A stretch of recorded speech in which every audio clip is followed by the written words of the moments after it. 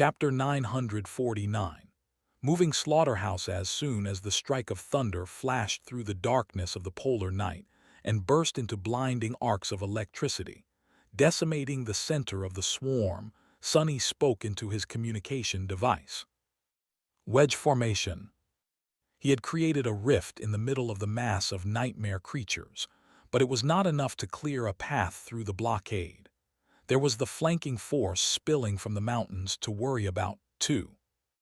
The abominations were already dashing toward the convoy, bits of broken cement flying from beneath their sharp claws. The fastest and strongest one, however, suddenly collapsed, a golden arrow piercing its throat. Behind the rhino, 2 military vehicles and 2 civilian transports accelerated and left the column, assuming positions on both sides of the convoy. From above, it would have looked like a wedge with the APC taking the point, while the other 4 vehicles formed its wings. The purpose of that formation was very simple, with the massive shape of the rhino not blocking their view of the road anymore. Both the military vehicles and the awakened on the roofs of the 2 civilian transports were free to target the swiftly approaching swarm. Samara's rifle thundered, and Kim's carbine cracked, sending a rain of bullets into the mass of abominations. 2 turrets joined the fray, clearing a path for the convoy to charge through. Sonny continued to let loose arrow after arrow as well, taking down the most threatening of nightmare creatures. Just a few moments before the column reached the swarm, the 4 vehicles veered back and returned to their positions, hiding behind the bulk of the speeding rhino. Here we go. The ram of the APC plunged into the mass of bodies, both dead and alive, with a violent shudder. Pieces of flesh flew aside as it cleaved a bloody trail through the mob of nightmare creatures, allowing the rest of the convoy to follow. They made it through, even if just barely. However, all was not well. More than a few abominations managed to lunge at the lead vehicles from the sides. 2 or 3 were clinging to the front of the rhino, and several more had crashed into Bell's and Dorn's civilian transports. Their claws were already tearing into the alloy. The more heavily armored rhino received a few ugly scars, but was still holding. Sonny swiftly drew his bow, finishing off the unwanted passengers. Behind him, Bell dashed toward the edge of the transport's roof and struck down with his hatchet, severing the abomination's limb before it had a chance to rip through the makeshift plate of armor and allow the beast to climb inside. There was a nightmare creature on the other side of the transport, but its body had been caught by the spikes welded along the frame of the civilian vehicle, so it did not manage to rip through the hull before one of Dorn's javelins took it down. The giant man himself dealt with an abomination that had leaped at his transports by pulling it down mid-jump with his aspect ability. The creature hit the cement surface of the road instead of crushing into the side of the vehicle, and was promptly crushed by its wheels. The weight of the transport loaded with close to 100 people was not enough to kill an awakened monster, however, so although it was severely injured, the abomination still tried to get up. Before it could, the next transport rolled over it, and then the next, ending the creature's life in a string of sickening crunches. Just a few moments after crashing into the swarm, the convoy was through. The turrets of the military vehicles instantly turned around, unleashing a barrage of bullets at the fastest of pursuing nightmare creatures. Samara's tungsten rounds and Sonny's arrows took care of the most resilient of the enemies, while Kim was hurriedly reloading her carbine. The nameless sleeper had almost emptied his quiver, so he was busy summoning the spent arrows back. The thinned-out swarm was falling behind, but there were already new enemies appearing from the darkness ahead. Letting out a frustrated sigh, Sonny spun to face north again and drew his bow. This is going to get old fast. Surrounded by bloodshed, the convoy continued to devour kilometers as it sped across the wide highway. The battle never really stopped, instead stretching into one continuous, moving slaughterhouse. Even if there had not been too many nightmare creatures near the coast at the start, The lights and noise of the charging column mixed with the smell of fresh blood, attracting more and more of them from the mountains. All that ever changed was the intensity of combat. Sometimes the defenders of the convoy only had to repel disorganized mobs of strugglers, killing them off before the abominations could launch an attack on the vehicles. Sometimes a true swarm would appear to block off the road, forcing them to fight their way through while sustaining minor damage and desperately trying to prevent anything from getting to the refugees. Despite it all, the vehicles were in a good enough shape to remain operational, for now. The Rhino was covered in scars, and its ram, as well as the whole front section, had turned slick with blood, making it look like an infernal machine of morbid carnage. The civilian transports had chunks of flesh stuck on their spikes, with deep grooves left behind by the claws of abominations decorating their sides. The barrels of the turrets on the military vehicles were glowing red, steaming as the chilling darkness of the polar night cooled them down. The people were starting to get tired, but, prepared to give it their all to reach the destination, continued to perform their duties with stalwart determination. The highway itself was changing, as well. The further north they moved, the more nightmare creatures and the more signs of sustained damage there were. Wide cracks appeared in the concrete, and the column had to maneuver around broken vehicles and carcasses of massive abominations from time to time, the latter picked clean to the bone by other monsters. Killing the enemies before they reached the column was getting harder and harder because of these obstacles. At some point, Sonny tensed as he noticed an especially troublesome obstruction blocking off the road ahead. His face darkened. What now? Still some distance from the convoy, the whole width of the highway was blocked off by something that looked like a tall wall of alloy. It was surrounded by a scene of pure mayhem, with torn pieces of metal and massive chunks of concrete laying on the road in a chaotic mess. Sonny scowled, trying to make sense of what he saw. After a second or two, he uttered a silent curse. Ahead of them, the barrier between the thoroughfare and the railroad was shattered to pieces. The object he had thought to be an alloy wall was actually the roof of a train carriage laying on its side. One of the armored behemoths must have been derailed here at some point in the past, turning a whole section of the highway into a nightmare of broken concrete and mangled alloy. Damnation! Sonny had ridden an armored train once before, so he knew how fearsome these moving fortresses were. What could have even destroyed an alloy beast like that? He wasn't sure that an earthquake would be enough to derail one of them, even though it was the most reasonable theory he had. In any case, Sonny had more pressing problems than guessing the fate of the crashed train. The convoy was not allowed to slow down. The fragile equilibrium they had been able to create was all dependent on the assumption that the column would keep moving. If they lost speed or, even worse, were forced to stop, there would be no escape from death. They would simply drown in nightmare creatures. However, the wreckage of the derailed train was thoroughly blocking the road. Sonny grimaced, then spoke a short order into the communication device. "Sam and Quentin, make the echoes fall back to the Rhino." Then he closed his eyes for a moment and reached forward with his senses. After becoming a master and before coming to Antarctica, Sonny had received no opportunities to test the limits of shadow manifestation in combat. Now, he knew that his ascended ability was more powerful than he had thought, so he was going to call upon it again. Before the convoy reached the wreckage, the shadows on the slope of the mountain came to life and flowed forward, forming long tentacles. These tentacles tore through the alloy of the overturned carriage, taking hold of it, and then pulled the massive structure aside. A deafening sound of metal scraping against concrete filled the air. "Come on, come on!" The carriage was moved just far enough to create an opening for the approaching Rhino.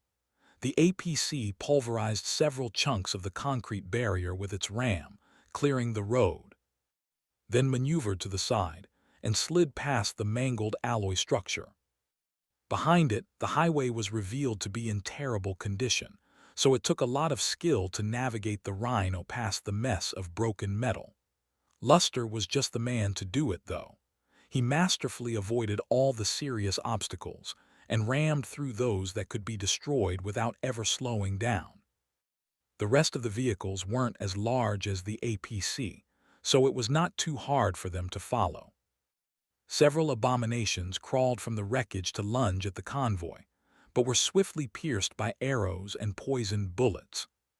Soon the convoy left the field of debris, but instead of being relieved, Sonny only gritted his teeth. Obscured by the remains of the armored train, there was another swarm of nightmare creatures ahead of them, this one much larger and dangerous than all the previous ones. Worse still, since they were late to discover it, there was not much time to thin the abominations out with ranged attacks. The convoy was under real threat. "Got him it." Sonny briefly glanced at the black bow in his hands, knowing that just its power alone was not going to be enough this time. The situation was dire, which meant that it was time to call the cavalry.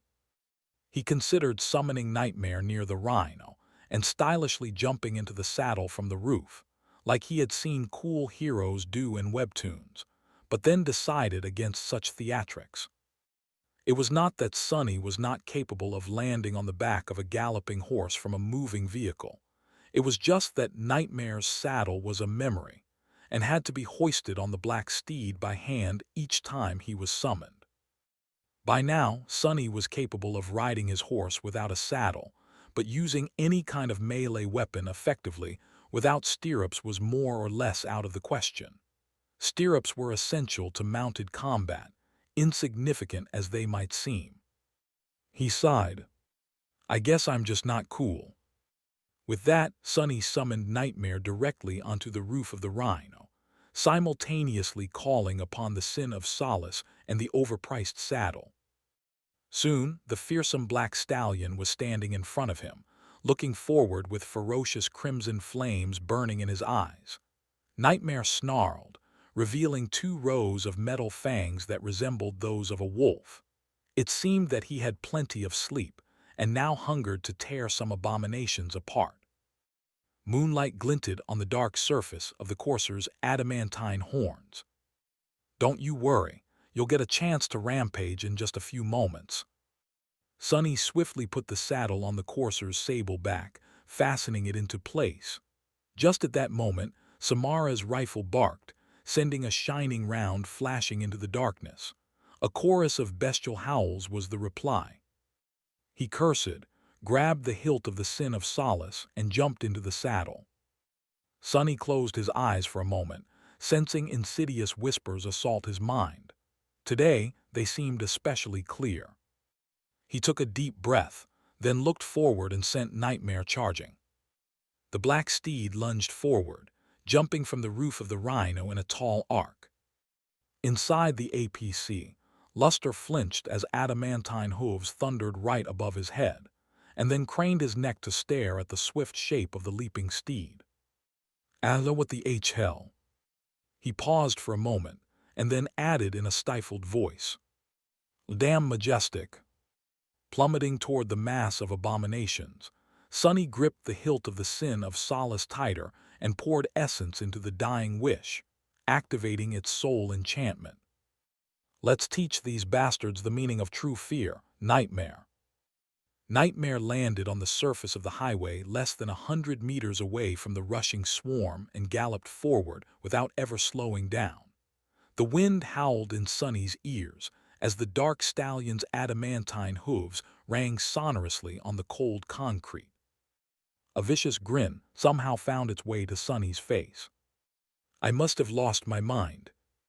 Diving headlong into a tide of hundreds of nightmare creatures was no cause for a smile, but for some reason he felt exhilarated. Perhaps it was the sinister whispers of the cursed jade sword that were subtly influencing him. Perhaps Nightmare was simply not the only one who longed to go on a murderous rampage. Ever since Low 49, nothing had gone right for Sonny. The bitter pressure of it all fueled him with frustration and the anger wished for a way out. Now he was going to unleash it on these damned abominations. Die! Driven into a mad frenzy by the call of the dying wish, the first of the nightmare creatures leaped into the air, its fangs glinting in the moonlight. Sonny leaned forward to cut it apart, but before he could, Nightmare's jaw snapped and tore the beast's throat open. With a violent twist of his neck, the black stallion sent the convulsing body flying into the mass of abominations. In the next moment, they plunged into the swarm. The sin of solace sang, slicing creature after creature apart. Wrapped in shadows, Sonny fought with stunning speed and precision, obliterating any abominations that tried to get close. It was as though he was surrounded by a whirlwind of rending jade. The flesh of nightmare creatures parted before the white blade of the beautiful giant like water. Nightmare was no less deadly. The dark steed galloped forward, slaughtering creatures with his fangs, his horns, and his hooves. Some were torn apart, some were thrown to the ground and trampled to death, some were simply tossed aside like broken dolls by a shattering crash with the destrier's wide chest. He rushed through the mass of abominations like a dark omen of dread, leaving a bloody trail in his wake. To Sonny, it seemed as though Nightmare was especially lethal today. Perhaps it had to do with the black steed's long slumber, or maybe it was just a powerful combination of enchantments, attributes, and abilities that made the spacious coastal highway a perfect battlefield for his shadow. Nightmare's speed, strength, and resilience were enhanced when surrounded by darkness and shadows, and the polar night provided plenty of both. The tenebrous stallions might also grew the more he was feared, and currently, both his own mantle of fear, ability, and the omen of dread, enchantment of the sin of solace, were poisoning the rabid minds of hundreds of nightmare creatures with insidious terror. Maybe most importantly, the nightmare ability made the black steed more powerful the more nightmares he had subjugated, and by now, there were hundreds of conquered dreams serving as his thralls.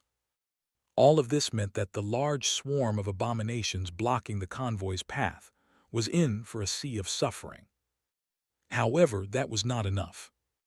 Even while sundering one revolting body after another, Sonny saw that there were simply too many abominations ahead of them to slaughter them all. For now, Nightmare and he had been able to continue their bloody charge without slowing down, but as soon as enough abominations threw themselves into the carnage, that was bound to change. Once the rampaging stallion was stopped, the swarm could potentially overwhelm them by burying both under a mountain of bodies. Sonny and Nightmare could escape such a trap by turning into shadows, of course. But even if Sonny could eventually kill every single abomination, it would take too much time. Not only would more nightmare creatures inevitably join the mayhem, but the convoy was less than a dozen seconds from reaching the swarm.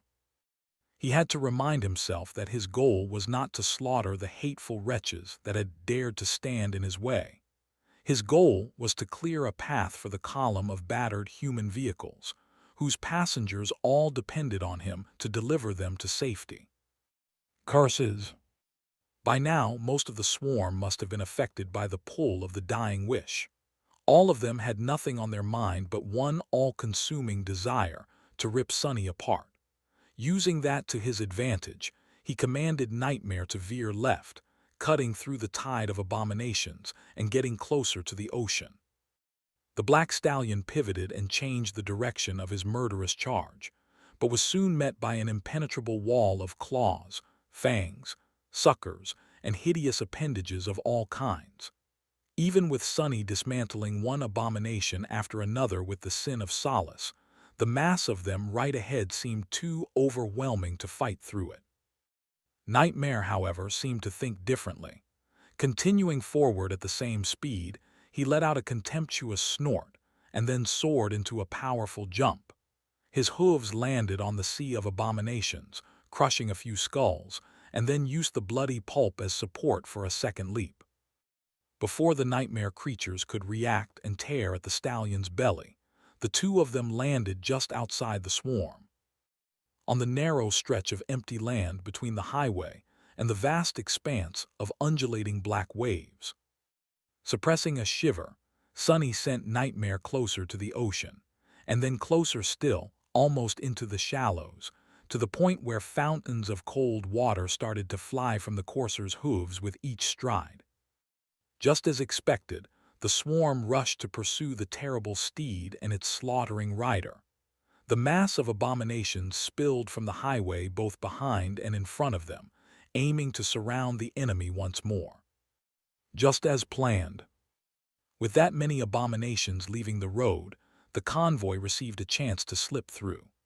Luster sent the rhino crashing through the barrier separating the railroad from the thoroughfare, and continued forward along the slopes of the mountains, plowing through a few stragglers with its ram. The column of vehicles followed, with the irregulars clearing the path ahead as well as they could. Looking to his right, Sunny saw the massive silhouette of the APC speeding past his position, barely visible behind the sea of monsters. With a sigh, he ordered Nightmare to slow down, so that the swarm would concentrate on them and give the convoy a chance to pull ahead. A few moments later, the tide of abominations descended upon them. Sunny and Nightmare fought like fiends, eviscerating dozens of creatures, the Shadow in a brutally gruesome way, his master with clean cuts of a pristine jade blade. Slowly, a pile of corpses started to grow around them, making it hard for new enemies to lunge at the dreadful pair. After this battle, Nightmare would have sown plenty of seeds of fear to harvest later of that, Sunny had no doubt. But even then, their luck was bound to run out.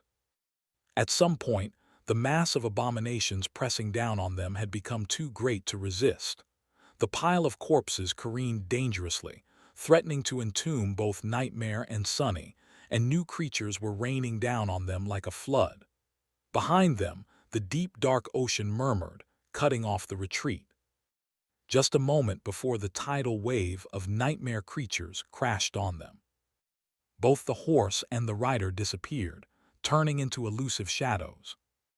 As they glided past the frenzied sea of abomination, embraced by darkness, a choir of maddened howls tore the night apart.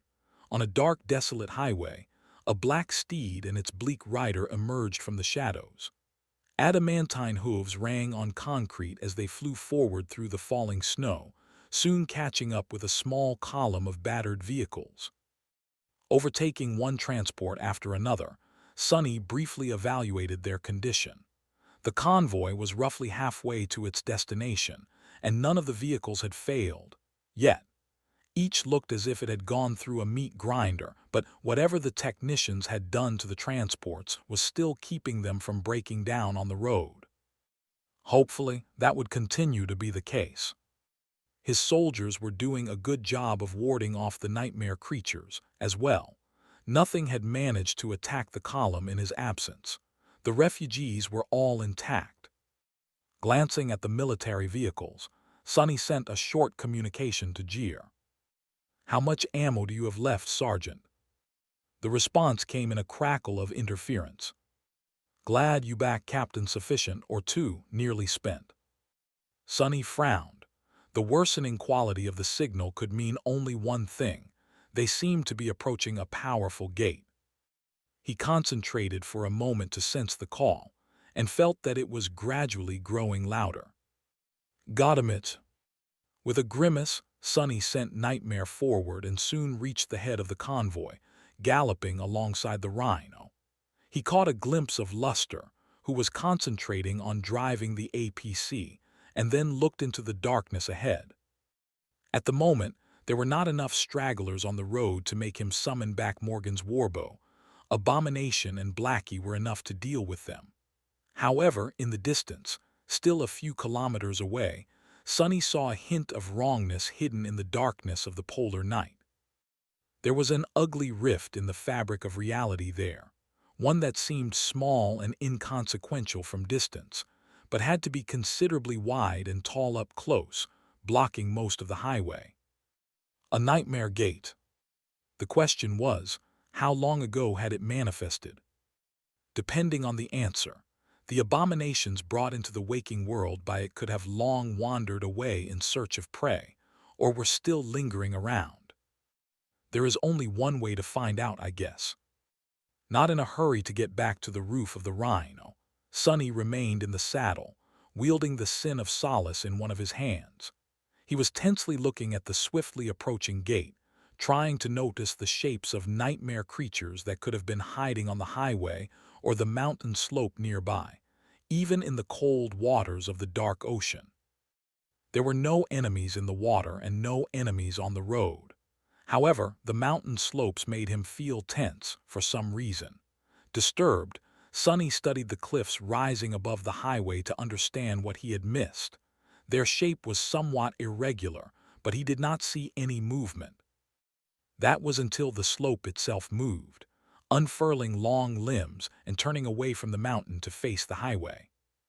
Sonny uttered a stifled curse. At 10 meters tall, the creature was gargantuan. Its rough and uneven hide was almost of the same texture as the stone slope of the mountain, and its 8 segmented legs resembled wide pillars. It looked like a giant spider with an enormous, bulbous beehive attached to its carapace, and there were hundreds of small crimson eyes burning in the dark holes of that massive hump. Sonny's mouth turned dry. The tyrant. He did not know what rank the creature was, but it had to be a tyrant, one that carried an army of minions within its body, no less. The towering abomination was a dire threat itself, just from its sheer size alone, and there was no telling how strong and numerous the lesser monsters were. Worst of all, the convoy had no choice but to rush toward it. Overtaking the rhino, Sonny gritted his teeth. His mind was in disarray, and the damned whispers of the cursed sword were not making it any easier for him to think. How the hell do I deal with that thing? There was still almost a minute left before they would reach the gate and its guardian, so that was how long he had to come up with a solution. Sonny swiftly considered his best options. He could send Nightmare charging forward and attack the tyrant with his most powerful weapon, the Sin of Solace, to either cripple, kill, or lead the creature away from the road. Depending on the rank of the giant spider, that could either be a very good or an utterly terrible decision. Alternatively, he could summon his bow and finally use the wasteful but devastating death dealer enchantment, potentially delivering a severe wound or outright killing the tyrant on the spot. The minions could be dealt with if he followed up with the strike of thunder, too. But if that did not work, he would be risking the entire convoy. Damnation! Sonny almost commanded Nightmare to rush toward the tyrant, but at that moment, something strange happened. The giant spider, who had been staring at the approaching human vehicles with malevolent intensity, suddenly froze for a moment, and then took a step back. Then the creature turned around and rushed toward the mountain, climbing the slope with its long, powerful legs. Just a few seconds later, it was far away from the highway, and continuing to get further, large boulders rolling down from where it had passed. It was almost as if the tyrant was scurrying away. Sonny blinked, dumbstruck by the unexpected turn of events.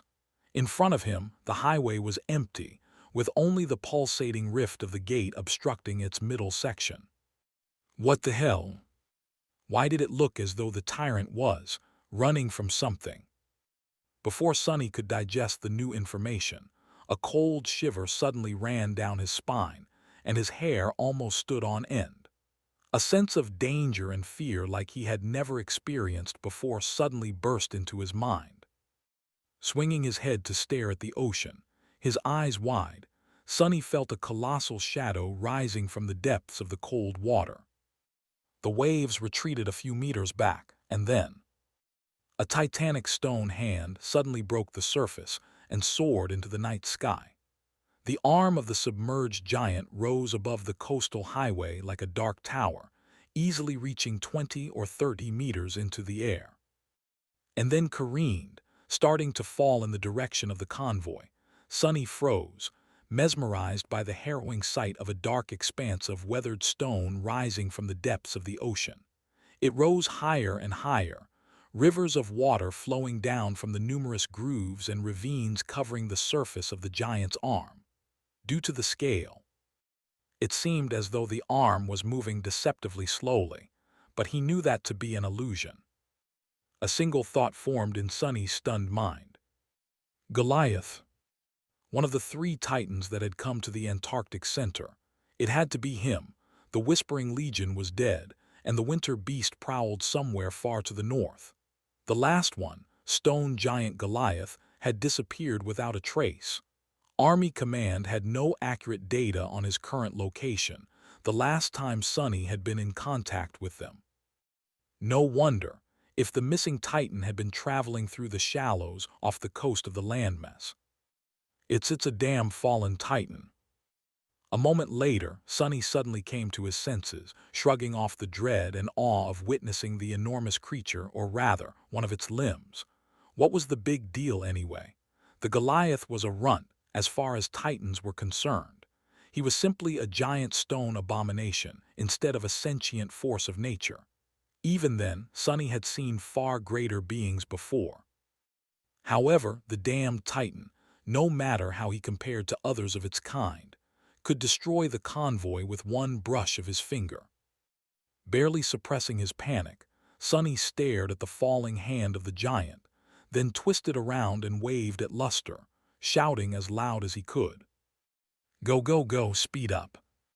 If there was one blessing in this dreadful situation, it was that Goliath's aim seemed to be a bit off. If the convoy accelerated, they had a slim chance of shooting underneath the gargantuan arm before it slammed into the highway. Should they end up being just a little bit too slow, at least a couple of vehicles would be instantly flattened by the titanic blow, but stopping meant death, so there was no other choice. The Rhino dashed forward, gaining a bit more speed. Sonny and Nightmare galloped ahead of it, diving into the shadow of the swiftly falling hand and emerging from it on the other side. The APC was just behind them. Sonny's heart was beating wildly as he counted off seconds. The first of the civilian transports appeared behind him, then another, and another. Not yet, not yet. Finally, the rear vehicle shot past the gate. A few moments later, Goliath's arm hit the concrete surface of the highway, pulverizing a large swath of it and sending a localized earthquake spreading from the point of impact. Nightmare stumbled, but righted himself a split second later.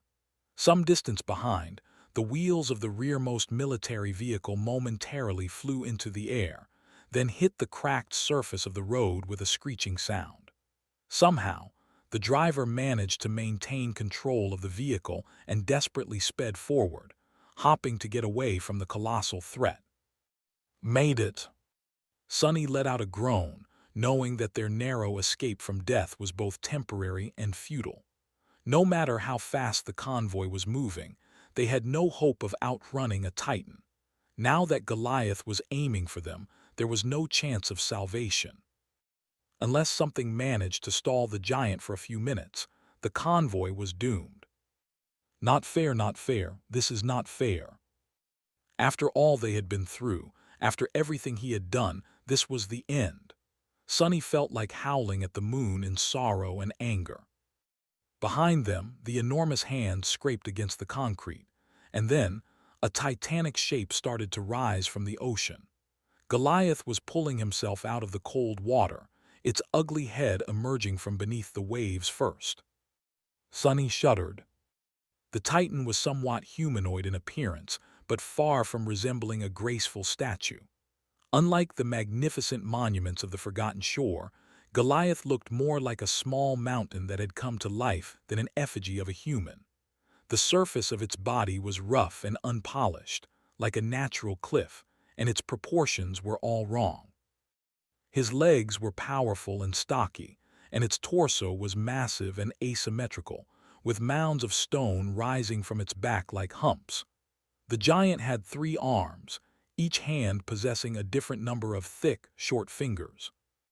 His head was like a misshapen hill of brown rock, with 2 cavernous holes gaping in it, drowned by darkness, and a single circular eye set deep in the center of his forehead. At least Sonny thought that it was an eye. The thing was milky white and round, but seemed to be cut of stone, like the rest of the Titan's body. The thought of being gazed upon by the giant eye made him feel a deep sense of primal terror. Or rather, even more of it. Sonny knew that the convoy had no hope of escaping the Titan, but they still had to try. The column sped up as much as it could, the battered vehicles burning through whatever they had left to distance themselves from the terrible monstrosity.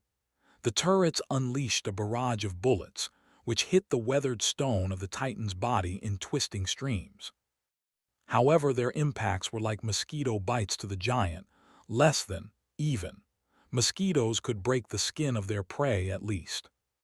Goliath climbed onto the highway, his massive shape barely fitting between the mountains and the ocean. Countless waterfalls continued to stream off his body, falling down and forming a pool in the obliterated section of the road.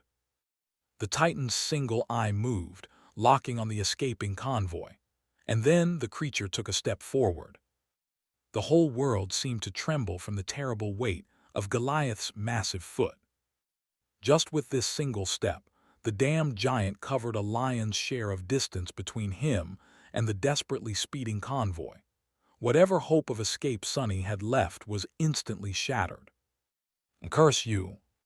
He stared at the towering shape of Goliath for a few seconds, his pale face full of dark resentment. Then Sonny turned Nightmare around and dashed past the convoy, charging directly at the fearsome Titan. Because of how close they were to an active gate, the internal communications barely worked across the convoy. However, Sonny had been prepared for something like that. Translating his thoughts to the extraordinary rock, he sent a short message to Luster. "No matter what happens, continue forward and don't slow down. I'll catch up with the convoy later." Hopefully. He shot past the column of vehicles, heading in an entirely wrong direction. What kind of madman would be riding toward a fallen Titan? Sonny only had enough time to notice frightened expressions on the faces of the irregulars, who stared at his flashing silhouette in shock, and then the convoy was somewhere behind him, getting further and further away. The towering shape of Goliath, on the other hand, was drawing closer. Looking at the approaching Titan, Sonny shivered. Can I kill a Titan? He was honestly not sure. One thing he did know, though, was that he wouldn't be able to kill this particular Titan. If Sonny had time to study Goliath, learn his weaknesses, and prepare, then things might have been different. But Army Command knew very little about the stone monstrosity, and so he knew even less. If the two of them fought to the death, there was no question of who would end up dying. Luckily, Sonny did not have to make a heroic last stand. He was no hero and had no plans of being killed anytime soon. And so, his goal was not to destroy the colossal creature. He just wanted to slow the big bastard down. If the convoy was given time to get away, there was a good chance that Goliath would not follow them. A bit further north, a long stretch of the highway was built under overhanging cliffs, so the giant's enormous size would become a hindrance. Unless Goliath was ready to smash through many kilometers of solid rock or dive back into the ocean, he was going to have trouble keeping up with the swift vehicles. And even if he was ready to wreck the whole mountain range, that would also slow him down. A few minutes. Sonny just had to buy the convoy a few minutes. How the hell do I stop a Titan for a few minutes, though? Nightmare stopped in the middle of the road, dwarfed by the nearing silhouette of Goliath. Sonny stared at the stone giant, shivering as he felt the inhuman gaze fall on him in return. The weight of it was almost palpable, pressing him down like an echo of the crushing. There was a stretch of the quaking highway left between them, but with the creature's colossal height, it was going to be covered in just a few steps. Sonny took a deep breath, and then forced his wildly beating heart to calm down. Jumping off his steed, he walked a small distance forward and stopped, his face full of defiant spitefulness. "You really shouldn't have done this during the night, blockhead." With that, he sent his essence forward. On the slopes of the mountains and on the dark ribbon of the ocean shore, the mass of shadows moved, coming to life. Then, a thick black chain shot from the darkness, wrapping itself around one of the Titan's arms. It was followed by another and another. Dozens of dark chains flew from the ground, the mountain slope, and the edge of the coast, shackling Goliath's arms and legs. Sonny was utterly focused, his eyes drowned by deep shadow. His essence surged and flowed like a tide, saturating the deep darkness of the polar night. He was burning through all of it without looking back, knowing that nothing but would be enough for the impossible task. Fortunately, if there was one thing he knew all about, it was chains, both literal and metaphorical. He might have not learned how to escape every chain just yet, but he had learned about being bound a long time ago. At first, Goliath did not seem burdened by the shadow chains at all. He continued moving forward, dragging them along. He did not even show a sign of noticing them. However, Sonny was not done. A crooked grin appeared on his pale face, and suddenly it seemed as though the night itself had come to life. Countless chains shot toward the towering Titan, binding his limbs. Where there were dozens, there were now hundreds. Sonny felt as if his brain was on fire and wasn't quite sure how he was managing to keep this many manifested shadows shaped, tangible, and strong at the same time. But he was doing it, and more than that, new chains appeared from the darkness every second. Goliath looked like he was carrying a forest of them on his body, anchored to the ground so thoroughly that, finally, the Titan's march slowed down. Just a little bit at first, but then more and more. The towering monstrosity lowered his torso and pushed forward, a hint of irritation appearing in his bearing. But the more he pushed forward, the more the chains held him back. And there were new ones appearing every moment, wrapping themselves around him like snakes. In the end, the Titan came to a stop just a few dozen meters away from Sonny, less than a step, bent low and utterly immobilized. The shadow chains groaned, cracking as if on the verge of snapping, but held. From the side, it looked as if the giant was trying to kneel in front of a defiant ant. Sonny let out a shaky breath and then swayed slightly, feeling drops of blood falling from his nose. His essence was disappearing at a terrible rate. At this point, he wouldn't be able to sustain the hundreds of shadow chains for long, but no matter how much time that was going to buy, it was already enough. Probably. His mind was somewhat hazy. I think I overdid it this time. And when had the whispers of the sin of Solace gotten so loud? Right now, Sonny felt like he could make out what they were saying. No, he definitely could. The cursed sword whispered into his ear, its voice indistinguishable from his own. It only said one word. Useless. Sonny's eyes widened slightly. In the next moment, dozens of chains wrapped around one of Goliath's legs snapped with a deafening crack. Oh! The Titan's foot shot forward with astonishing speed and smashed into Sonny with the weight of a mountain. There was the howling of the wind and indescribable pain, but mercifully it did not last long. Then there was only darkness. Sonny died. Being dead wasn't too bad, all things considered. More or less every bone in his body was shattered.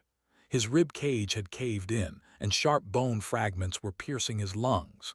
His limbs were twisted at unnatural angles, and his skull had cracked. There was excruciating pain, but it went away almost immediately since his spine was broken and his spinal cord was severed. Bone weave had tempered his bones and made them incredibly durable, but everything had its limits. For Sonny, that limit had turned out to be being kicked by a literal mountain, apparently. He could not see anything because his eyes had burst, and could not hear anything because his eardrums had ruptured. The world was dark and silent. It was almost comfortable, if not for the terrible cold. Sonny was very, very cold. Ah, damnation! Could he not just die in peace? You really are a useless piece of outskirt trash. Despite not being able to hear anything, he heard the cold, contemptuous voice, his own voice. "Gods, can you shut the hell up?" Sonny sent his shadow sense outward and found out that his broken body was laying on the very edge of the dark water, with icy waves washing his blood off the stone shore and licking his skin. No wonder he felt cold. Goliath was nowhere to be seen, but the weakening tremors that shook the world from time to time told him that the Titan was walking away, heading inland. Unable to move, Sonny imagined letting out a sigh. And what luck! He might have died, but at least the giant had not stepped on him. His body had stopped just outside the dark waves after flying away and ricocheting off the concrete surface of the highway, too. Otherwise, to add insult to injury, he would have had to drown as well. But since he had not, now it was time to come back to life. Oh, this is going to hurt. Sonny was dead, but of course, such trivialities were not going to stop him. He had not spent most of the Antarctica campaign wearing the undying chain without a reason, after all. Undying enchantment description: the wearer cannot die. As long as he had essence to spare, death was just a temporary condition for Sonny. It was no different from having his head cut off in the Red Colosseum, and he had survived that debacle without too much trouble. Simply being unable to die for a few minutes was not going to save him, sadly. Back then, Sonny had been healed by Elias before running out of essence, but now there was no one to help him. As soon as he burned through his essence, he would inevitably die. Well, I'll just help myself then. Sonny summoned the runes. He did not have eyes anymore, and yet he was still able to perceive them somehow. It was both strange and logical, explaining how Cassie had been able to communicate with the spell all that time. Finding the dying wish in the list of his memories, he concentrated on it and read the description of the transcendent charm's soul enchantment. Death wish enchantment description. Those who witness the wielder of this memory are compelled, friends to be inspired, foes to seek the wielder out. The power of the memory grows the more enemies they give the gift of death, and can be consumed to heal the wielder's wounds. Death charge, 1000/1000. Sonny had not been idle since coming to Antarctica. He had saturated the counter of the dying wish a long time ago by slaughtering countless nightmare creatures across the Antarctic center. Now it was finally time to use that hidden ace. Feeling his essence running dry and a numbing fog enveloping his mind, Sonny activated the healing enchantment. Instantly, there was a change. A furious flood of power rushed into his broken body, repairing it. His eardrums were restored. His liquefied eyes slowly started to coalesce back into solid shape. His fractured bones assembled themselves from hundreds of small fragments. The severed sections of his spinal cord connected back together. Arg crap! The pain was back, sending him into a violent convulsion. Sonny bit his tongue hard enough to feel the salty taste of blood, but a moment later, that wound, too, was healed. The agony of it all was nothing short of exquisite. See, curse it. But it was all good. Pain was good. Pain meant that he was alive, or at least coming back to life. It was its absence that was frightening. A full charge of the powerful transcendent memory was enough to bring his body back from being utterly devastated, but the process was not instantaneous. Even with blood weave helping, it took some time. Sonny had no choice but to endure and wait. He was no stranger to agony anyway. At some point, he regained his vision. Raising his head weakly, Sonny looked at himself through the veil of tears. What he saw made him feel disheartened. The undying chain was all but gone. The bleak steel of his armor was shattered and mangled to the point of being unrecognizable. A few pieces of it were bent at sharp angles and pierced his flesh, slowing down the process of healing. Sonny stared at the bloody mess that was his body for a few moments, then thought that he should probably dismiss the armor. However, he did not need to. Almost at the same moment, the undying chain suddenly shone with soft radiance, and then disintegrated into a whirlwind of white sparks. The brilliant sparks danced around him for a few seconds, caressing his skin before disappearing without a trace forever.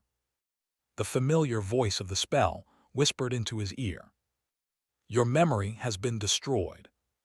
Sunny dropped his head back into the water. Thank you." The undying chain had held long enough for the healing power of the dying wish to bring him back from the doors of death.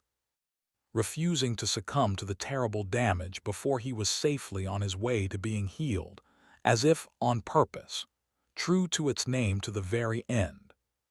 It was sort of poetic. I guess dying makes one sentimental.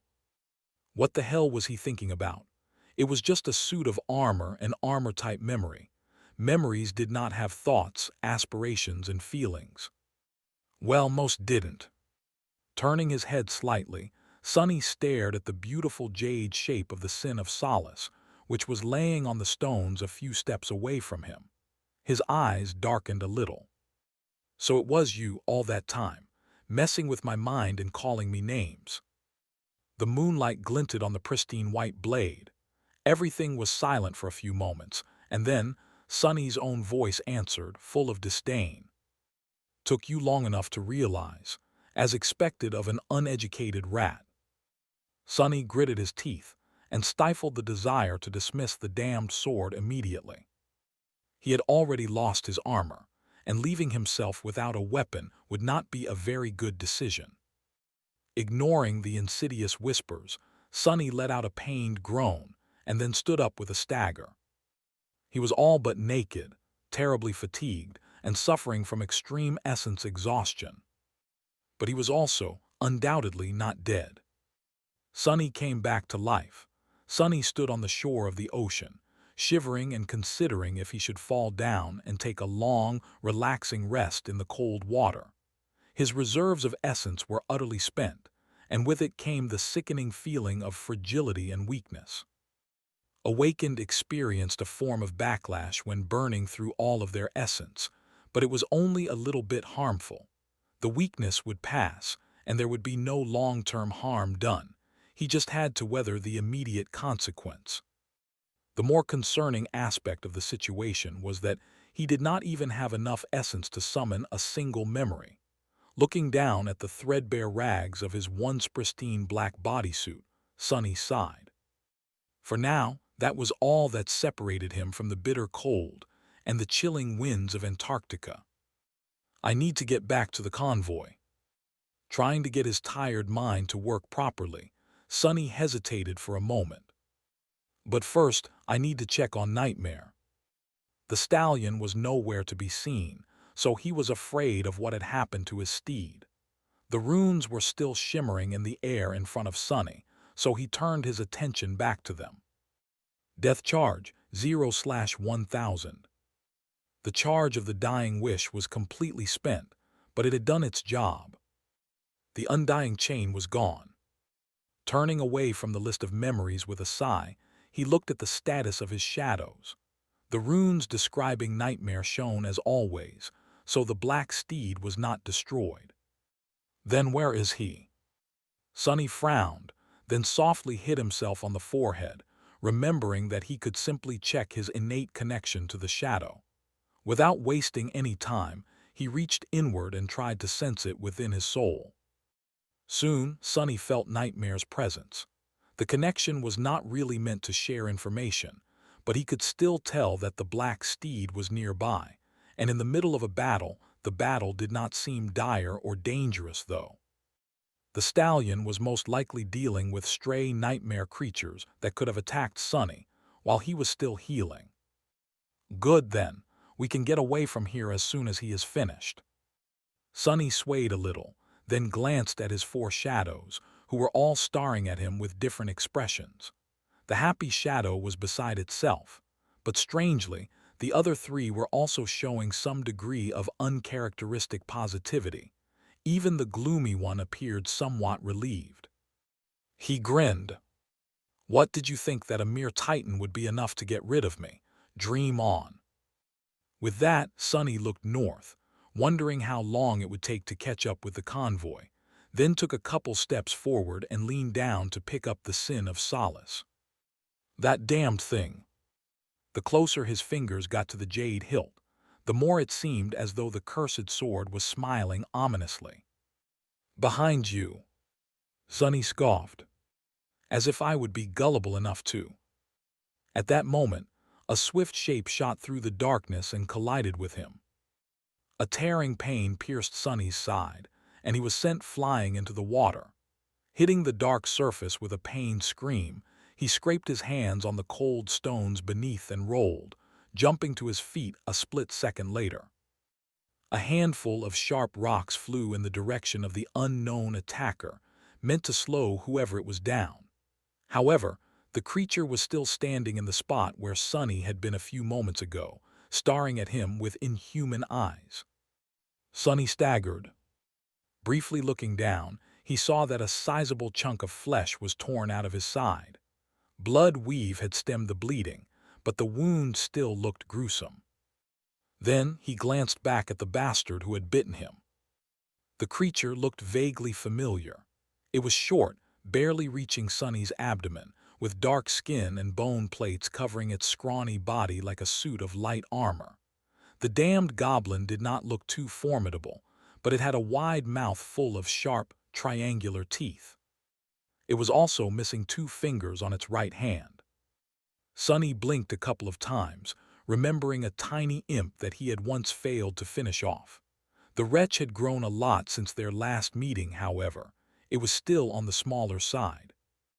Looking up, he noticed a lump of bleeding flesh in the abomination's mouth. His face contorted in anger. Sonny clenched his fists and opened his mouth, but before he could say anything, the scavenger seemed to grin spitefully, and then swallowed the lump of flesh with a look of pure hatred written on its ugly face. Sonny's eyes widened. You wicked little shit."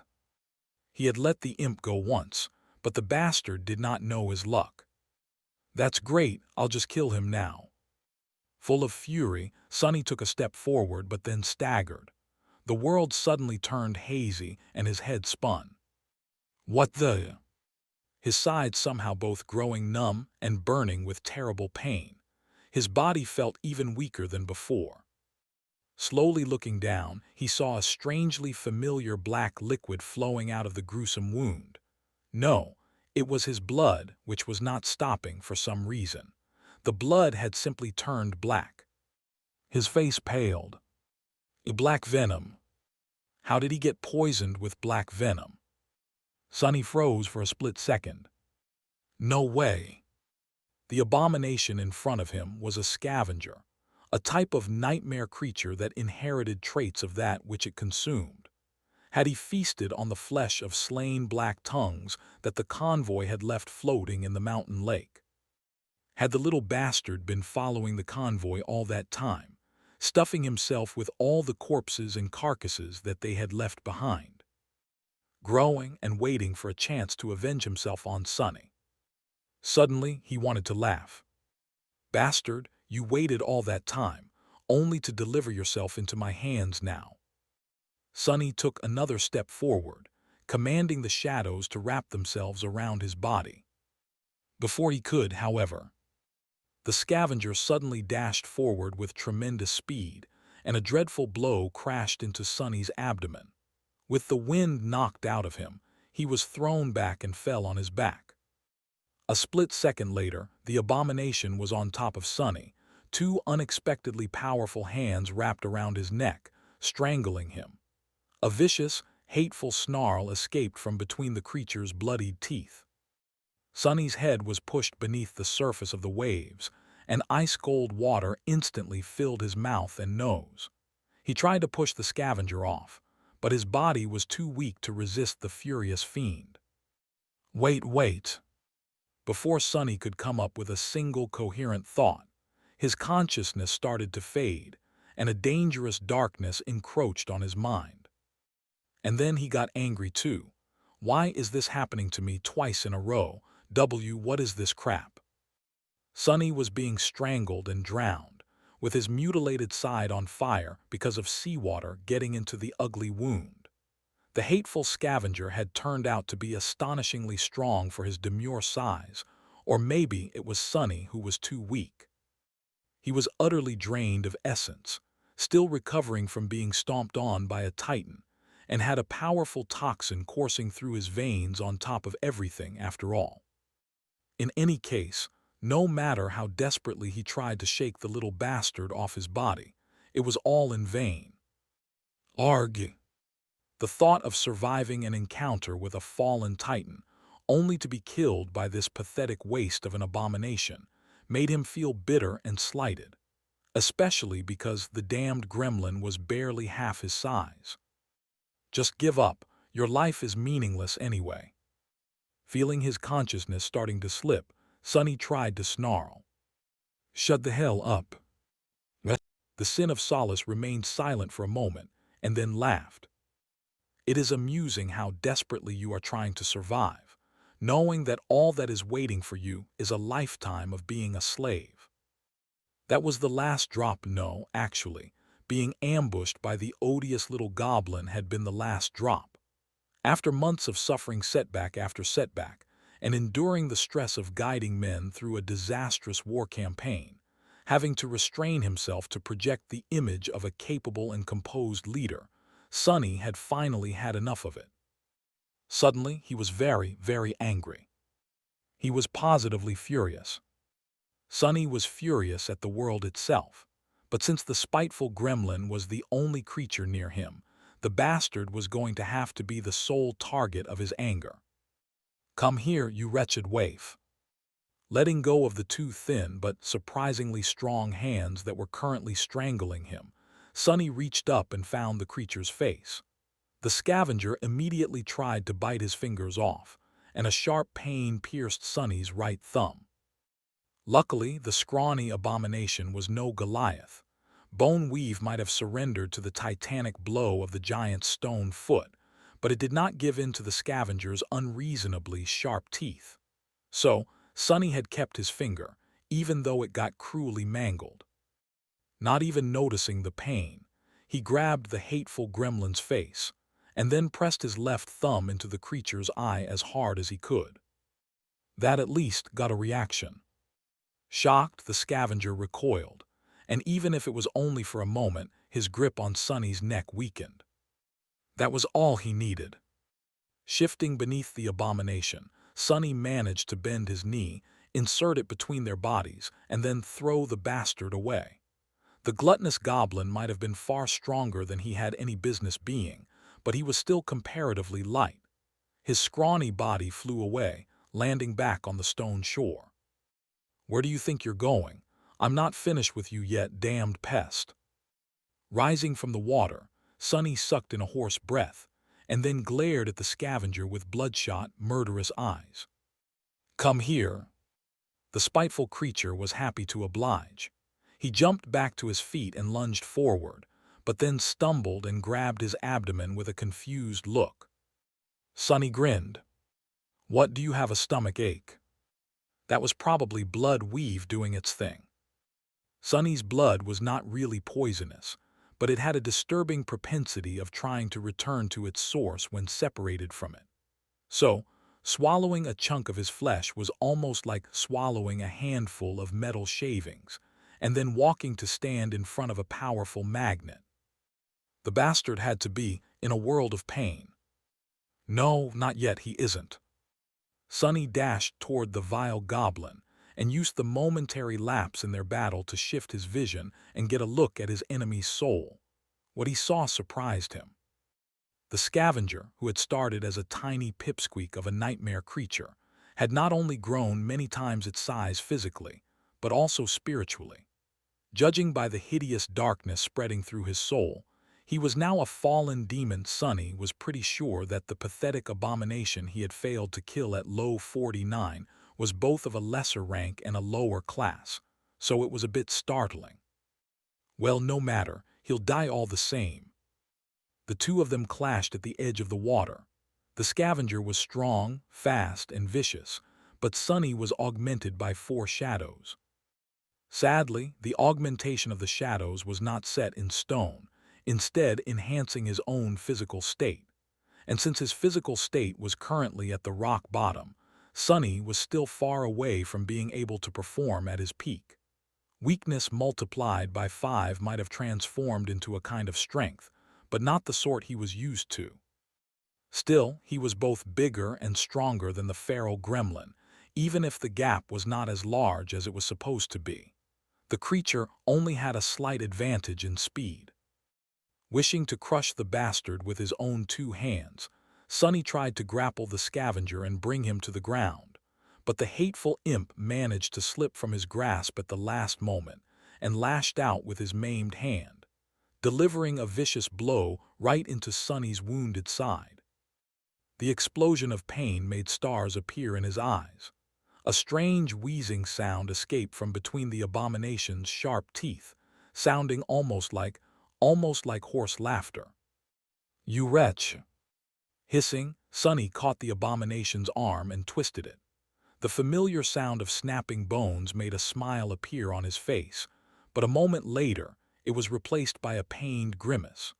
Without skipping a beat after having his arm broken, the scavenger sunk his teeth into Sonny's forearm, making more blood splatter on the rocks and more venom to enter his system. "Got him it!" Livid, Sonny slapped the scrawny fiend across the head, sending him flying away. Even before the abomination landed, he was already closing in, prepared to annihilate the little bastard. However, the scavenger just happened to fall on a very particular spot on the stone shore. His maimed hand ended up mere centimeters away from the hilt of Sin of Solace, which was still laying on the wet rocks. The familiar voice laughed coldly. "Well, would you look at that? What a turn of events!" Before Sonny could reach the evil goblin, the creature hurriedly reached forward, grabbed the cursed sword, and swung it fiercely in Sonny's direction. Sonny was too close to dodge the sudden strike, and the scavenger was too quick to let him. Even though the Sin of Solace was longer than his whole body, the little fiend managed to swing it fast enough to leave the enemy no time to retreat. What the hell? Knowing that the jade blade would easily cut him in half, or at least deliver a devastating wound, Sonny stared at the deadly white blur as it approached his torso. The time seemed to have slowed down. Is this a joke? Without having to do anything, he simply dismissed the Sin of Solace. Instead of the lethal touch of the perfect jade, his skin was washed by a scattering of white sparks. The gremlin blinked in confusion and then awkwardly clenched his fists, as if trying to understand where the sword he had been just holding went. In the next moment, Sonny kicked him in the chest, sending the abomination flying again. Judging by the satisfying crunch he felt, the plate of bone armor on the scavenger's chest was broken, and very likely a few of his ribs, too. Best of all, the damned sword finally stopped talking. The wounded fiend bounced off the rocks, rolled a few meters, and then jumped to his feet. He did not seem too wounded to not be able to continue the fight, and more than eager to. However, his expression was slightly pained, and before doing anything, the gremlin hit his head a few times. Sonny smiled. It seemed that the annoying whispers had done a number on the scavenger's mind, as well. Now all that was left was to finish the little menace off, preferably without losing any more pieces of flesh or getting even more poison than he already was. Sonny just started to consider the best and most painful way to kill the scavenger, but at that moment, a beautiful sound reached his ears. It was the ringing of adamantine hooves that was approaching them from somewhere further up the road. A nasty grin appeared on his face. "Oh, you are so done now, bastard." Nightmare had obliterated his foes and was coming back to assist his master. The scavenger seemed to understand the meaning of the ringing, too. He hesitated, staring at Sonny with an expression of burning hatred. "Time to die." Then something changed. The expression on the ugly face of the vicious gremlin shifted, turning into one of indescribable fear. Moving his head, the little fiend stared at something behind Sonny's back, but there was nothing there. Sonny wanted to scoff. Does this cretin really think that I will fall for the oldest trick in the book? I wrote that damn book, fool. Except for the ocean. Then again, Sonny had already neglected to look behind himself once today, which had led to his current pitiful state. Suddenly, a chill ran down his spine. With all four shadows wrapped around his body, Sonny could not see what was happening behind him. Gritting his teeth and knowing that he would regret it, he briefly glanced at the dark surface of the water. The ocean was just as it had been a minute ago, and no horror was lunging at him from the cold waves. No, no, no. By the time he looked back, the scavenger was already gone. Sonny did not know where the little bastard had disappeared to, but he could not see any trace of him. It was as if the scavenger had never been here at all. A stunned expression appeared on Sonny's face. Did he really slip away from me, again? He opened his mouth in disbelief. Damnation! Infuriated, Sonny kicked the nearest rock and then spun, hopping against reason to find the hateful gremlin somehow. He could not have gotten too far away or hidden too well. There was no telling just what sort of powers the hateful abomination had absorbed by devouring countless nightmare creatures, though. The scavenger was thoroughly gone. I can't believe it, curse that damned wretch. Gritting his teeth, Sonny sent his shadow sense outward, reaching as far as he could in hope of discovering a hiding goblin. He did not sense a scrawny shadow of the fiend anywhere. He did sense something else, however. Suddenly, Sonny felt very cold. Slowly turning around, he looked at the ocean again. The surface of the undulating waves was unchanged. But somewhere beneath it, at the very edge of his senses, he could feel shadows moving across the ocean floor, drawing closer and closer. Dozens, no, hundreds and hundreds of them, all heading toward a single point. Him. Backing away, Sonny gulped. Was the little wretch not faking after all? What could have frightened the scavenger so much that he had chosen to abandon his attempt at murdering Sonny? I better not find out. Without a drop of essence in his cores and black venom coursing through his veins, Sonny did not feel particularly keen to learn what horrors were approaching him from beneath the waves. He took a few more steps away, and then turned around, noticing a familiar shape. Nightmare appeared in his view, galloping across the shattered surface of the highway. Following Sonny's command, the black stallion flashed past him without ever slowing down. As he did, Sonny grabbed the hook of the saddle and pulled himself up, jumping on the back of the galloping steed. Together they dashed away from the water, heading north as fast as they could. Throughout all of it, Sonny never looked back.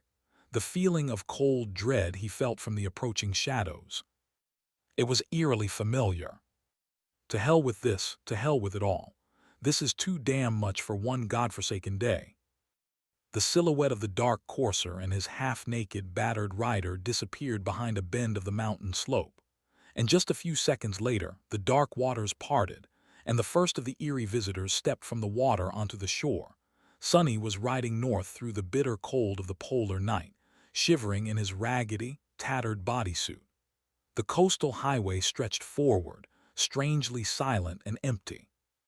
From time to time, he encountered bleeding carcasses of slain nightmare creatures that lay on the concrete, staring into the darkness with glassy eyes. Those were the only signs left behind by the passing of the convoy. The rest of the abominations must have been pulled away by it, rushing in pursuit of the small column of vehicles. That gave Sonny a chance to catch his breath. I am tired." Now that the thrill of the battle was gone, he found himself in a somber mood.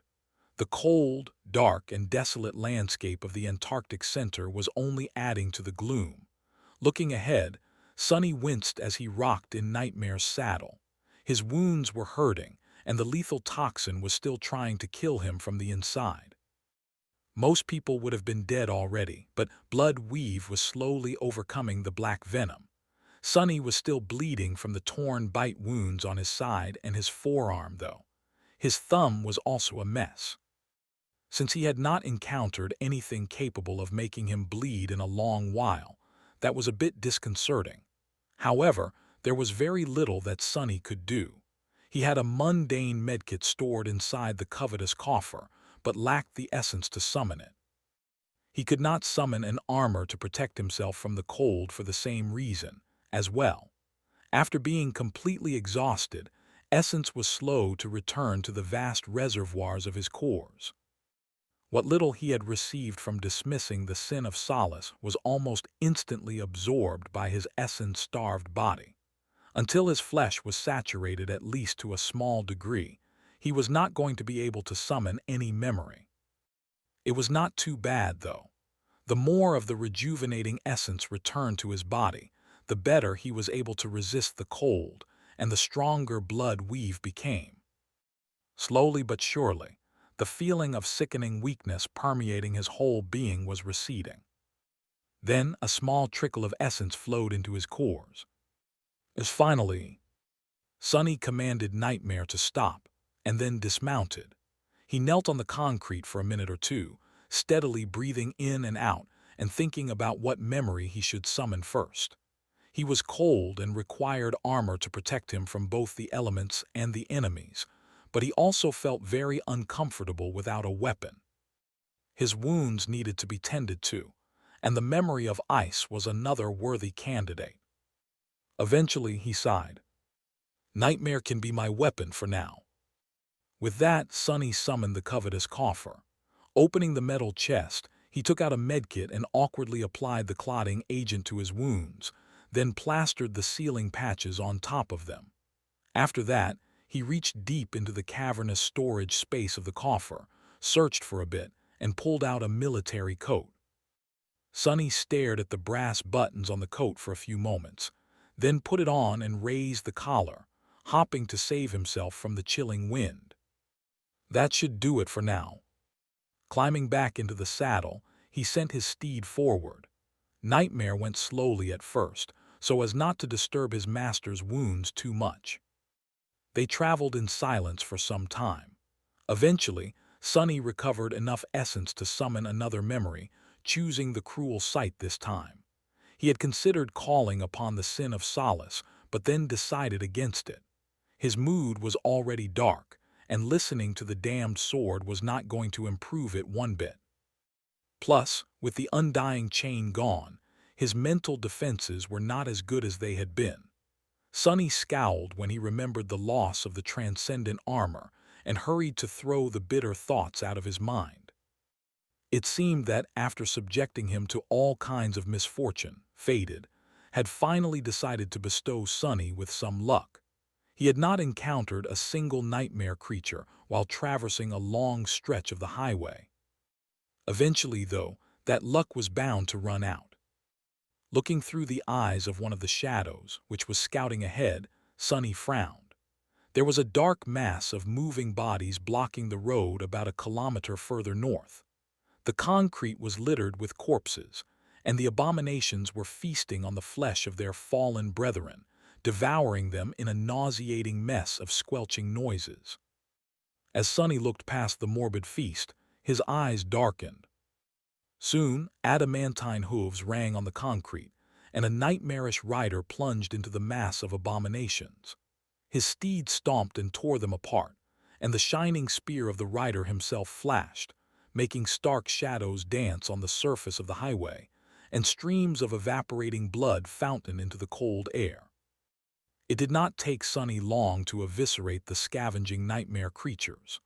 By then, he had recovered enough essence to channel it into the cruel sight, and by the time the short and brutal battle ended, he still had enough left to summon the mantle of the underworld. Finally, he was not cold anymore. His mood, however, only grew darker. Out there behind the mass of dead nightmare creatures, both those who had been killed before he arrived and those he killed himself, the familiar shape of one of the civilian transports could be seen on the road, standing motionlessly. The lights of the vehicle were gone, and its frame was littered by deep gouges. Several large holes revealed the dark interior. Carcasses of the abominations were piled around the transport especially high, as if there had been a desperate fight around it. Sonny sighed, then walked over and climbed inside, expecting to see the worst. However, there were no human bodies littering the interior. There was no blood, either, just emptiness and shards of broken glass. What the hell happened here? He lingered for a few moments, then returned outside and jumped into the saddle with a deep frown on his pale face. Full of tension, Sonny sent Nightmare galloping north once again. This time, his posture was full of a sense of urgency. About an hour later, Sonny reached the spot where the convoy was supposed to leave the highway and turn inland, scaling the mountains once again to eventually reach Erebus Field. Of all the siege capitals in the Antarctic center, only the first and the largest one, Falcon Scott, was situated near water. Even then, the actual port was a separate and solitary fortress, connected to the city above it by a network of industrial elevators. The rest of the human strongholds were built away from the ocean, on the outskirts of the mountains. So the last stretch of the way was going to take the convoy away from the coast, if they continued on the route Sonny had planned for them, of course. He had killed a few more nightmare creatures while trying to catch up with his men, and the corpses he had encountered seemed fresher as of late. From what Sonny could tell, the column was not too far ahead of him now.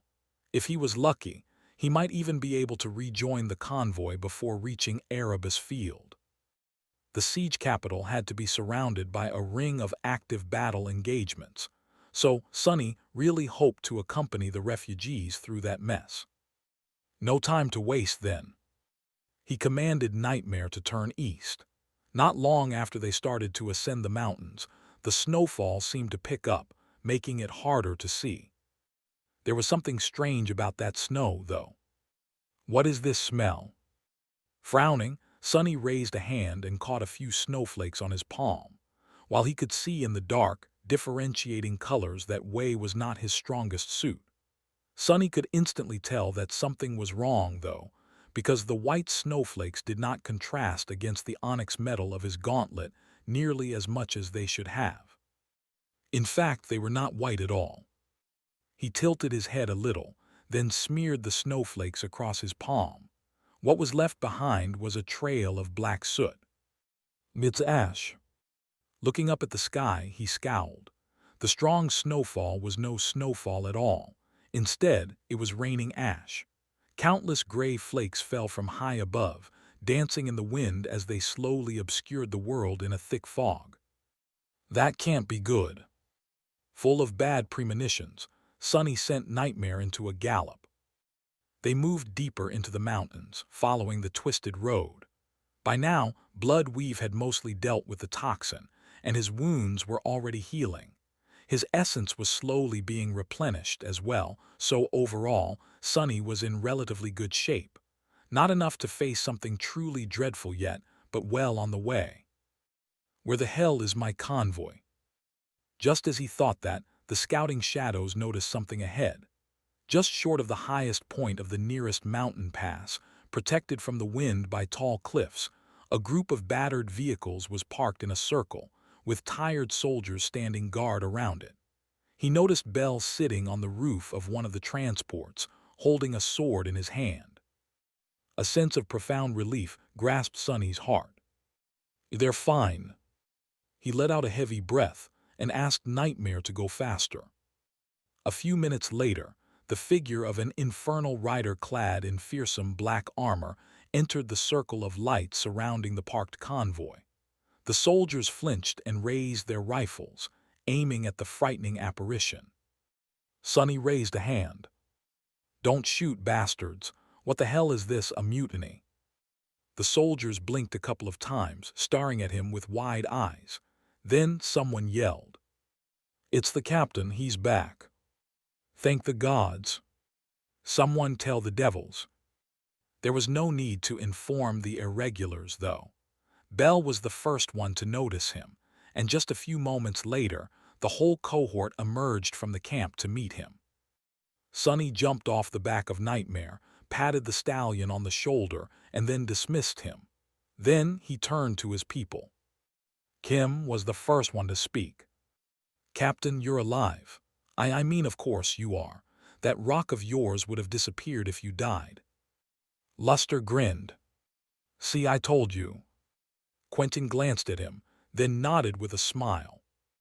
"We shouldn't have doubted the captain, indeed, but to be honest, sir, none of us believed that you would manage to stop a fallen titan, let alone live to tell the tale.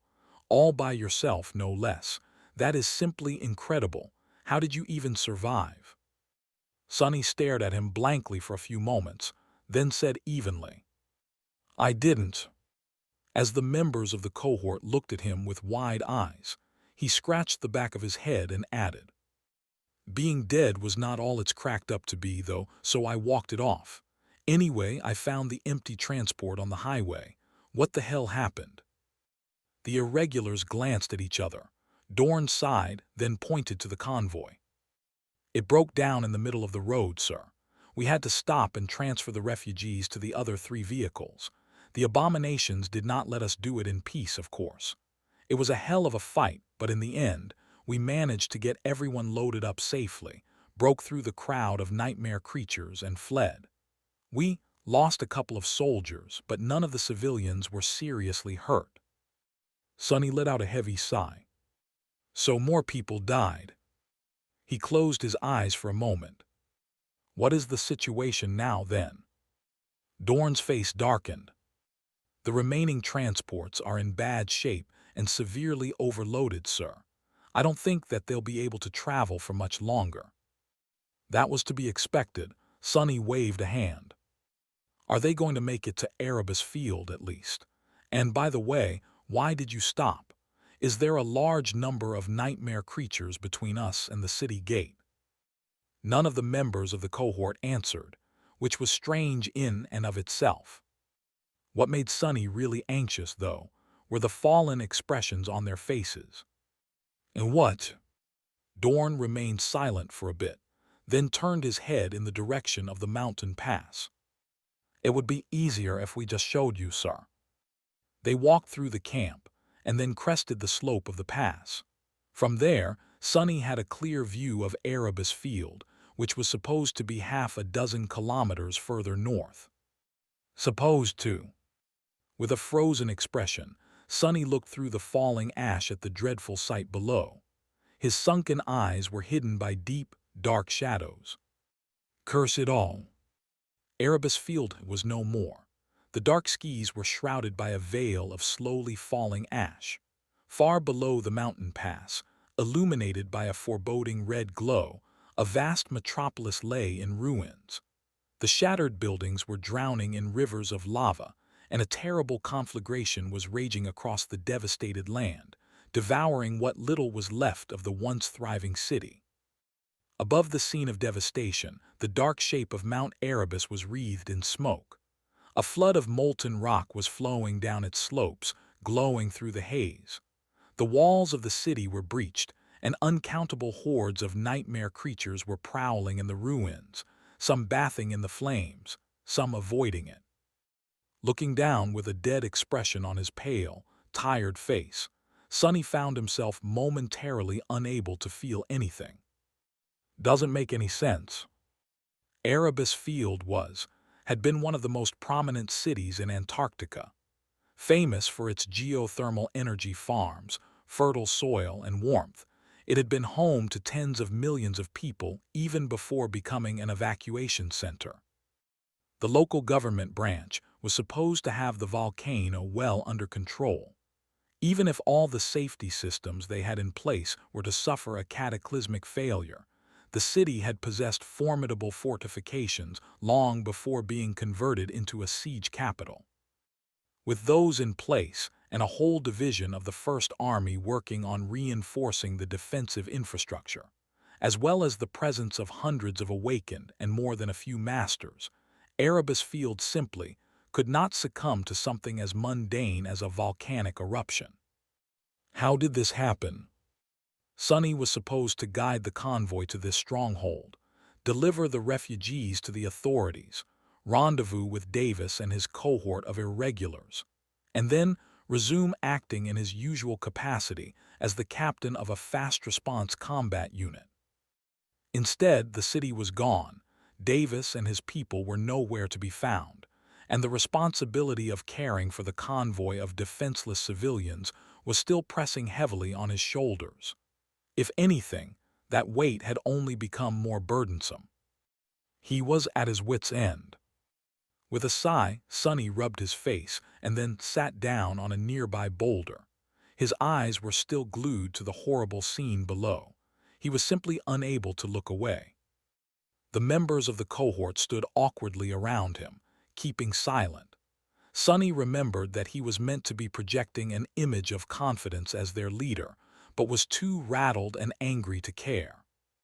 After a while, Bell cleared his throat. "We are awaiting your orders, sir." Quentin glanced at the swordsman reproachfully, then sighed. "None of us really knows what to do. The mood among the civilians is pretty dark as well. Everyone is a bit shaken, I think. We did check the maps, though. The next siege capital is to the northeast of here, over the mountains, about 300 kilometers away. Miss Bate and Professor Obel are currently searching for a good route." Sonny silently shook his head. "There's no point. Siege capitals seem to be crumbling like sand castles these days. Who says that the next one will still be there by the time we arrive, if we even make it?" The irregulars glanced at each other with uncomfortable expressions. After a poignant pause, Kim asked, What should we do then, sir?" Sonny let out a heavy sigh, then looked north. After a few moments of silence, he said, "Go to Falcon Scott. That is our best hope. Even if all other siege capitals fall, it will stand. It is the most fortified and the First Army's presence is the strongest there. Most importantly, that is where St. Tyrus is. As long as she is defending the north, we'll be safe there." Sonny did not add that if something capable of taking Sky Tide out appeared, all of them would be better off committing suicide. Once saints started to die, mortals like them had no hope of making it out, really. He also did not mention that there were another 2,000 kilometers between them and Falcon Scott, twice as much as they had barely survived to get to Erebus Field from Low 49. Everyone here knew that, since the cohort had started this damned campaign at the distant northern stronghold. Returning to Falcon Scott would complete the calamitous circle. Granted, the situation would be slightly different as they moved further north. Since that was where the First Army had first established its presence, the territories between Erebus Field and Falcon Scott were far better entrenched than the desolate regions in the south, where the army had come last. There would be established evacuation corridors, or at least remnants of them. Supply depots, fortified outposts, well-maintained roads. Perhaps they would even meet friendly forces on the way. Come to think of it, I should probably contact Army Command as soon as possible to get detailed information about the big picture. The timing would be tricky, since the convoy was currently in a dire situation, with numerous nightmare creatures flooding the area. Sending even one irregular into the dream realm would diminish their ability to defend themselves, but it was better than remaining blind. His people needed sleep anyway. Sonny lingered for a few moments, then said, "Leave me for a bit. I need to think. Oh, make sure that the transports are as ready to move as they can be while you're at it." He doubted that it would be safe to remain near the fallen city for long. The irregulars nodded, then backed off and headed toward the convoy's temporary camp. Left alone, Sonny forced himself to look away from the ruins of Erebus Field and stared up at the sky, which was dark and obscured by clouds of ash. Oh, damn it! The 3 remaining civilian transports were overloaded and on the verge of irrevocably breaking down. Military vehicles should still be operational, but Sergeant Jeer had probably run out of ammunition by now. What the hell am I supposed to do? As Sonny watched the sky, a black dot appeared above him. At first he thought that it was just another flake of ash, but the dot moved too swiftly to be one. It dove down, slowly growing as it drew closer. A few seconds later, a black bird landed on a rock near him. It had glossy black feathers, smart round eyes, and a sharp beak that reminded him of spire messengers. With mild surprise, Sonny recognized it as a crow. He knew that one, at least. Birds were a little bit less extinct than mammals, so even though they were a rare sight in the outskirts, there were some. They usually did not last long, though. However, why is there a crow in Antarctica? Just as he thought it, the crow opened its beak and cawed. Its caws sounded terribly like words. Sonny, Sonny. As soon as the strange crow appeared, Sonny was ready to kill it. Summoning the moonlight shard would have only taken a split second, and a swift strike of his armored fist was going to do the job just as well. If it was an ordinary bird, of course, which he seriously doubted. He did not expect the crow to speak, though. Sonny, Sonny. Is it calling my name? Sonny temporarily postponed his plans of killing the crow and stared at it for a bit. The crow tilted its head and stared back. Sonny. He blinked, then shifted his vision and looked into the bird's soul. Sonny expected to see an orb of repulsive darkness, but what he saw instead were two radiant cores. The crow was an awakened monster, however. It was not a nightmare creature. Is it an echo, or am I losing my mind again? He hesitated for a little while, then said cautiously, Yes, I am Sonny. The bird jumped closer with a satisfied look, shook its entire body to get rid of flakes of ash clinging to the black feathers, and then cawed again. Jet, jet. A spark of hope ignited in Sonny's heart. He studied the crow some more, then leaned closer and whispered, Did Master Jet send you? The small monster bobbed its head up and down several times. Jet send. Sonny closed his eyes for a moment, inhaling deeply. So she did not forget about me after all, huh? The crow appeared to be Soul Reaper's echo, which she had sent to find Sonny. It felt nice to be remembered. However, he was not sure how the black bird was supposed to help him, if that was Jet's intention at all. Was it simply a messenger to deliver new orders? Someone to guide him to Davis and his cohort of elite assassins? He hesitated for a moment. Why did Master Jet send you to find me? The small monster jumped a couple of times. Crow, help. So it was not just a messenger. The echo was meant to assist him somehow. Sonny tried not to get too excited. How are you going to help me? Are you going to lead me to Davis? The black bird silently shook its head, making Sonny frown. Why not? The crow tilted its head. Davi's dead. Sonny let out a heavy sigh. So pride was gone. His men probably hadn't made it out of Erebus Field either. He did not know the cold man too well, but the loss of a full cohort of irregulars still hit him hard. Not to mention that Sonny's hopes of linking up with another powerful master were crushed. From what he knew, that was the first serious casualty the irregulars had suffered from the start of the campaign. His information was outdated, though. Who says that any of them are still alive? The irregulars, and especially their captains, were elites among elites. But with how unreasonably dreadful the chain of nightmares was turning out to be, at least in the Antarctic center, there were no guarantees. Hell, he himself had all but died just a few hours ago. At least Soul Reaper was still out there somewhere. A dark grimace appeared on Sonny's face. Looking back at the small bird, he asked in a dubious tone, How are you supposed to help me then? The crow flapped its wings. Crow, show. Sonny frowned. Show what? The bird stared at him for a few moments, then cawed again. Crow, show. Then it added, Sonny, follow. It wants me to follow it. He did not have too much trust in the mere awakened monster's abilities, but if Master Jet had sent it, then there had to be a good reason. In any case, Sonny did not have too many choices. Although he did not want to think it aloud, the convoy's situation was more or less hopeless. With failing vehicles and an ocean of nightmare creatures surrounding them, the chances that he would be able to keep the refugees alive were not too high. Sonny sighed, then nodded. "All right, we'll follow you.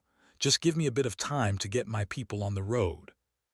The crow stared at him for a bit, then flopped its wings again. "Hooray! You don't need to remind me." Standing up, Sonny descended toward the convoy's camp and ordered everyone to prepare for departure. Soon, the column of vehicles left its temporary shelter and followed a narrow mountain road that circled the former Erebus field from a good distance. The crow flew above them, guiding the convoy deeper into the mountains. The bird had turned out to be an amazing scout.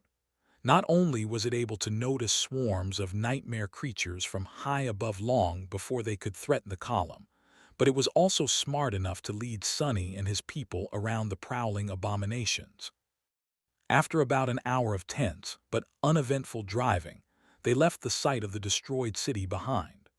The scene of devastation was now obscured by the slopes and peaks, but the plume of smoke rising from the crater of Mount Erebus and the angry orange glow of the burning stronghold could still be seen.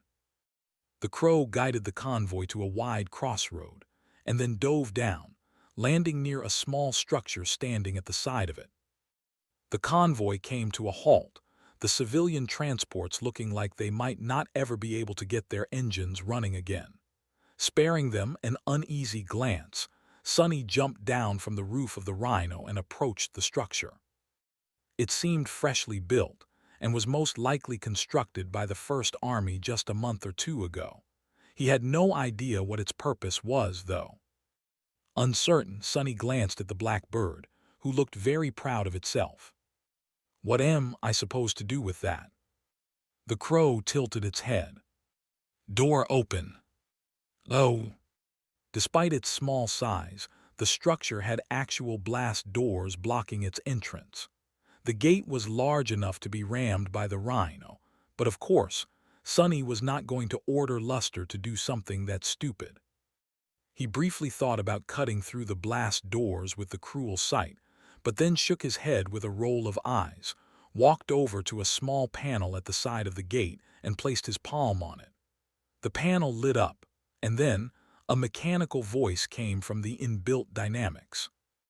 "Captain Sunless, verified sufficient clearance." The blast doors opened, revealing the entrance to a wide tunnel. "Oh hell no." Sonny remained motionless for a while, cursing his fate, then reluctantly sent one of his shadows into the tunnel.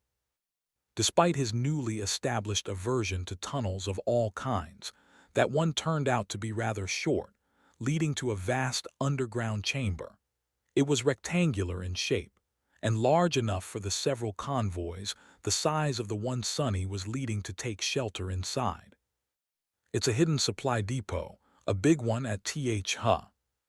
Sonny's eyes widened. Inside the underground garage, rows and rows of pristine military vehicles stood, ready to be powered up and armed with full complements of heavy assault weapons. Sonny remained motionless for a while, until eventually there was a sound of footsteps approaching him. Turning around, he looked at Sergeant Jeer with a blank expression. The soldier tensed, habitually expecting dreadful news. What's in there?" Sonny lingered for a bit, then simply shook his head. "Order the convoy to drive inside. You'll see soon enough." Before too long, the column of battered vehicles drove past him, disappearing into the dark tunnel. Once they were all inside, Sonny glanced at the falling ash one last time, then walked into the darkness himself.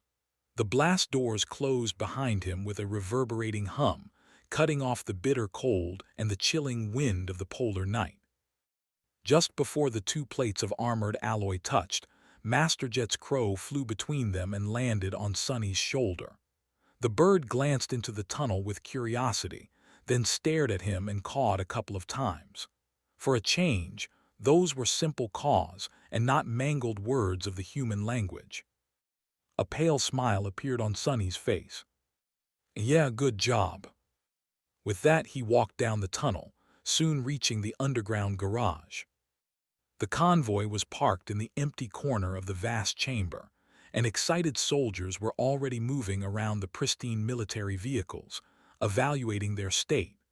Someone else was busy opening alloy crates that were stacked along one of the walls, full of all kinds of supplies. The depot was brightly illuminated by powerful light fixtures, which had come online as soon as Sonny opened the gate using his command authority. The ventilation systems were also online, filling the underground space with the familiar, calming smell of artificially cleaned air. Sonny breathed in deeply and waited for Sergeant Gier to approach him. "So how is it?" The soldier smiled, which made Sonny realize that he had never seen the dependable sergeant do that before. "It's nothing short of amazing, sir. This is a divisional field resupply station, from what I can tell. It's meant to replenish the expended resources of an entire division between battles, if there's no convenient opportunity to reach a fortified stronghold or if the supply lines are cut. There's enough here to support the deployment of thousands of soldiers." He paused for a moment and then pointed at the rows of vehicles. "We have not assessed the full inventory yet, but you can already see that this is far more than we need. There are different types of machines, too, from armored personnel carriers to assault vehicles and light scouts. Hell, there's even a dozen MWPs here, with enough ammunition to load all their armaments." Sonny glanced at the towering shapes of the mobile war platforms standing near the back wall. These giant humanoid robots were about 6 meters tall, on the smaller side compared to their larger cousins, but they still packed a heavy punch. Samara's powerful rifle had been meant to serve as a light weapon for one of these formidable machines, but was later refitted to be used by the awakened sharpshooter. The presence of MWPs was a pleasant surprise. Mundane soldiers were somewhat capable of facing dormant nightmare creatures, but had troubles dealing with the awakened ones, even with the help of exoskeleton armor suits.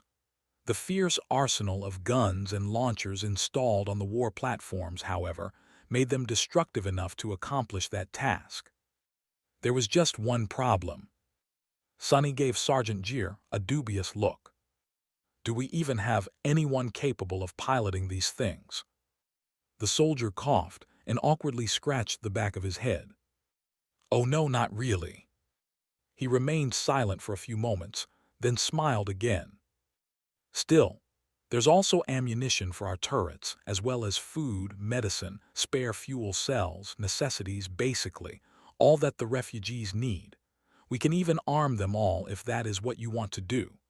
Those vehicles that we can drive are much faster than the civilian transports, too, have better armor, and can navigate more difficult terrain. Not to mention that there's more of them than we can possibly use, or everything, really. The infrastructure between here and Falcon Scott is also much better developed, so I think both our speed and defensive capabilities are going to increase tremendously." Sonny nodded, then glanced briefly at the crow, who had left his shoulder and was now perching on one of the beams of the support framework near the ceiling of the depot, looking down at the hustling humans with a curious expression. "Good.